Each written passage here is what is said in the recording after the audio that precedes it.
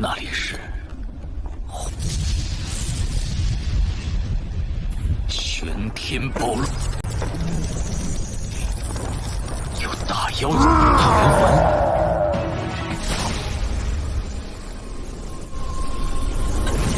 Halo guys, kaum perempuan dan halu, apa kabarnya? Semoga kalian sehat selalu dan dalam keadaan tetap semangat. Dalam video kali ini, admin akan menceritakan alur Donghua Sun Wukong atau Sisingji season keempat episode pertama. Tapi sebelum memasuki ke pembahasan, jangan lupa like and subscribe, serta nyalakan lonceng notifikasinya agar tidak ketinggalan video keren kita yang lainnya. Pada awalnya, Sun Wukong dan teman-temannya diminta Kaisar Langit untuk pergi ke barat dengan membuat rantai api yang disebut sebagai api keabadian. Perjalanan panjang bertahun-tahun akhirnya selesai. Tetapi, bukannya mendapatkan hadiah, mereka malah diserang oleh Kaisar Langit dan para pengikutnya. Hingga insiden tersebut akhirnya menewaskan Sun Wukong dan menyebabkan sang guru menjadi penyendiri dan tak mau bertemu dengan siapapun. Sang naga dikutuk menjadi kuda, sang babi patkai menjadi pecundang, sang pasir dicuci otaknya hingga lupa ingatan, dan sang api abadi menjadi gadis kecil. Setelah 16 tahun meninggal, sang Sun Wukong berkeliaran menjelajah di dunia bawah sebagai roh, hingga akhirnya ia bertemu dengan salah satu pemandu dunia bawah dan menjelaskan pada Wukong ada satu cara supaya ia bisa terlahir kembali melalui proses reinkarnasi agar jiwa dan tubuhnya dapat bersatu kembali. Menjadi makhluk hidup, Sun Wukong harus melewati suatu jambatan yang panjang dan mengerikan. Jambatan ini disebut jambatan reinkarnasi atau jambatan yang terlupakan. Mengetahui hal tersebut, tentu saja Sun Wukong sangat semangat dan tak mensia-siakan kesempatan untuk hidup kembali guna untuk membalas dendam dan melindungi teman serta gurunya. Setelah berjalan di jembatan reinkarnasi, Sun Wukong tak juga menemukan akhir ataupun awal dari jembatan tersebut. Yang terlihat hanyalah jembatan yang disinari oleh lentera api kecil. Perjalanan di jembatan tak berlangsung aman begitu saja, karena ketika seseorang berjalan di jembatan yang terlupakan, akan ada banyak rintangan misterius dan membingungkan yang akan ia hadapi. Begitu juga dengan yang dirasakan Sun Wukong. Setelah sekian lama berjalan di jembatan penghubung dunia atas dan bawah tersebut, Sun Wukong pun kebingungan karena jembatan tersebut tanpa akhir. Dan tiba-tiba di tengah perjalanannya ada sebuah bola api yang melayang-layang menghampiri Sun Wukong. Sun Wukong yang tak punya petunjuk tentang cara penyelesaian untuk melewati jambatan reinkarnasi tersebut, akhirnya memutuskan untuk menganggap bola api tersebut sebagai petunjuk baginya dalam melewati jambatan yang terlupakan. Kemudian Sin berpindah di Istana Langit yang merupakan tempat para penguasa Prana Dewa, dan mungkin juga Tang San ada di sini guys. Hahaha.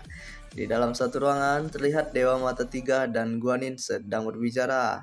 Guanin yang merupakan tangan kanan Kaisar Langit merasakan bahwa ia mendapatkan suatu firasat yang buruk.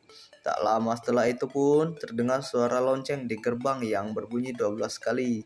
Lonceng tersebut merupakan artefak yang dapat memprediksi kelahiran iblis yang kuat.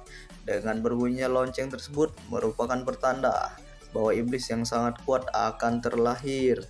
Yang mana hal tersebut diiringi juga dengan kemunculan awan berbentuk kera raksasa yang mengamuk di dekat istana Kaisar Langit.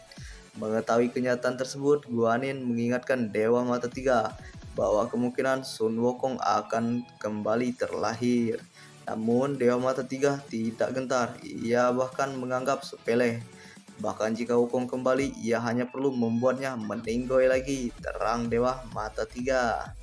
Scene berpindah, kita diperlihatkan kelompok biksu Tong yang telah tiba di suatu padang yang gersang. Dijelaskan setelah rombongan biksu Tong meninggalkan padang sapi, mereka telah tiba pada padang gersang yang penuh dengan monster tersebut. Sekilas, monster-monster ini mirip dengan zombie. Melihat rombongan biksu Tong, kelompok monster langsung berlari dan menyerang, seakan mereka melihat mangsa yang nikmat. Yang tadi ketahui monster bahwa kelompok biksu Tong terdiri atas orang-orang yang kuat. Dengan mudah kelompok biksu Tong dan gengnya menyapu bersih zombie KW tersebut. Kita semakin dekat dengan tempat selanjutnya. Ayo kerahkan seluruh kekuatan, kata Sawajing. Pertempuran pun tak berlangsung lama. Dengan cepat, kelompok Biksu Tong telah sampai di jurang tak terbatas. Sangat sunyi di bawah sana. Aku merasa aneh, perjelas si wanita yang merupakan perwujudan dari kitab suci. Hati-hati di bawah jurang ini tanpa batas. Mereka pun saling mengingatkan. Di tepi jurang, mereka berbincang-bincang. Seketika itu juga Pat Kai teringat akan Sun Wukong.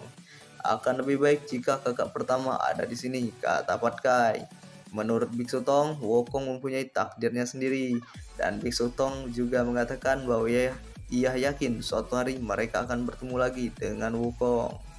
Terlihat sesosok burung kemasan terbang di tengah goncangan petir.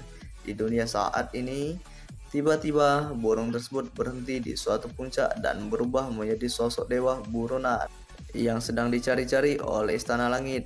Sosok tersebut adalah Rulai Buddha atau Taggata, mantan tangan kanan dari Kaisar Langit yang telah menghilang selama 16 tahun dan sekarang dicap juga sebagai pengkhianat. Sama seperti Istana Langit, Rulai juga memprediksi akan hadirnya sosok siluman yang sangat kuat yang terasa familiar. Kemudian, ia menggunakan pusaka Suantian untuk memastikan di mana letak kelahiran sosok kuat tersebut. Dan ternyata tempat kelahiran iblis tersebut hanyalah berjarak 300 mil dari tempatnya. Yang membuat Rulai tertarik adalah tempat kelahiran iblis kuat tersebut adalah Gunung Huago, yang merupakan tempat kerajaan Sun Wukong. Apakah Gunung Huago masih sama seperti dulu? Pikir Rulai. Kemudian di Gunung Huago terlihat ada sosok kera besar yang sangat ganas. Diketahui kera tersebut bernama Bairan. Semenjak hilangnya sang kera sakti, ia menobatkan dirinya sebagai raja baru di Gunung Huago. Ia memaksa kelompok kera untuk mematuhinya serta tak segan memukul bahkan membunuh jika mereka tak patuh padanya. Di Gunung Huago, aku adalah aturannya, kata Bairan. Ia memaksa para kera untuk mengikutinya memakan para manusia. Tapi tetap saja beberapa bangsa kera masih tetap patuh akan perintah Sun Wukong, yaitu tidak boleh memakan manusia. Bagi sebagian kelompok kera, mereka hanya punya satu raja yaitu Sun Wukong, dan mereka percaya Sun Wukong akan terlahir kembali. Mendengar hal itu, Bairan sangat marah. Ia mengamuk dan nyaris saja ingin membunuh salah satu kera yang tak patuh padanya. Tapi tiba-tiba bumi dan langit berguncang, serta gunung pun terbelah. Dan muncullah sebuah batu api misterius di depan para kera. Mengetahui hal tersebut, Bairan melepaskan kera yang tak patuh padanya dan berbalik arah untuk melihat apa yang terjadi. Kemudian ia menyuruh bawahannya untuk memeriksa batu tersebut. Dengan ragu-ragu dan rasa khawatir, bawahannya pun memeriksa batu tersebut. Ternyata hanya batu biasa, pikir mereka. Tapi tiba-tiba sesosok tangan keluar dari batu dan menghajar anak buah Bairan. Dan sosok kera remaja juga keluar dari pecahan batu tersebut. Setelah mengumpulkan fragmen kehidupan sebelumnya, si kera akhirnya mengingat bahwa ia adalah Sun Wukong, sang raja para kera. Mendengar hal itu, Bairan panik dan memerintahkan anak buahnya untuk menangkap Wukong. Bagus sekali, kalian bisa untuk melemaskan otot-ototku, kata Wukong. Tentu saja dengan mudah Sun Wukong menghajar mereka. Boom, terdengar suara lemparan para kera tersebut. Setelah mengetahui kebenaran bahwa Sun Wukong terlahir kembali, Bairan pun maju dan bertarung. Ia tak ingin kehilangan posisinya sebagai raja kera. Ia mengatakan bahwa ia bukanlah anak kecil seperti dulu. Sekarang ia sudah kuat dan cukup kuat untuk mengalahkan Sun Wukong. Dengan tersenyum, Sun Wukong terbang dan berubah menjadi kera raksasa, lalu menghajar Bairan sampai bengkak semua. Aku tahu itu kamu, Bairan. Bahkan tanpa aku di gunung, kalian masih bisa hidup lebih baik. Tetapi kamu malah membiarkan jiwamu menjadi jiwa kegelapan, kata Sun Wukong. Bairan menjelaskan bahwa hanya dengan menjadi jiwa kegelapan dan memakan manusia, ia bisa cukup kuat untuk bersaing dengan Sun Wukong. Kemudian Sun Wukong mengatakan bahwa itu adalah kesalahanmu sendiri yang mengikuti nafsumu. Tak lama setelah itu, Sun Wukong berubah menjadi kera remaja lagi. Saat ia berduduk, tiba-tiba Rulai datang dan menyapa Wukong. Ia mengatakan, walau fisik Wukong berubah, tapi masih bisa mengenali jiwanya. Son Wukong pun mengabaikan Rulai dan bergegas pergi. Tetapi Rulai mengatakan ia membutuhkan bantuan Sun Wukong. Jika Sun Wukong membantunya, maka itu bisa mengurangi banyak kesulitan Biksu Tang. Mendengar hal itu, Wukong pun berpikir dan mengatakan, "Katakan, aku akan mempertimbangkannya. Temani aku ke kerajaan Asura," jawab Rulai. Dan episode pun berakhir. Serta jangan lupa like and subscribe serta nyalakan notifikasinya agar tidak ketinggalan video terbaru kita.